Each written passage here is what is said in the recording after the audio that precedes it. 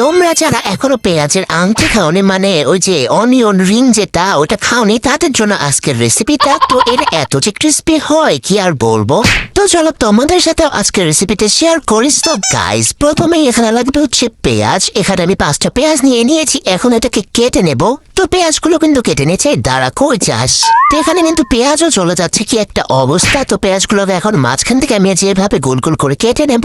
তোমরা এখন বলতে পারো 5টা পেঁয়াজ ছিল 4টা হলো কিভাবে। 4টা পেঁয়াজ কাটার পরেই আমি ওর চোখে দেখছিলাম না গাইস, তাই 5 নম্বর পেঁয়াজটা কিন্তু আর কাটা হয়নি। তো তোমরা দেখতে পেলে এভাবে কিন্তু আমি গোল গোল করে কেটে যে রিং করে নিলাম। এইখানে যে ছোট রিংগুলো হয়েছে পেঁয়াজের এগুলো কিন্তু নেবো না, শুধু বড় বড় যে রিংগুলো হয়েছে ওগুলো আলাদা করে নিয়েছি। আর এখানে একটা সুন্দর বাটিতে 2 চামচ ময়দা, 1 চামচ কর্নফ্লাওয়ার, 1 চামচ লবণ, পরিমাণ মতো হলুদের গুঁড়া আর পরিমাণ মতো মরিচের গুঁড়া দিয়ে দিলাম। আর একটু পরিমাণে দিয়ে দেবো ম্যাগি মশলা।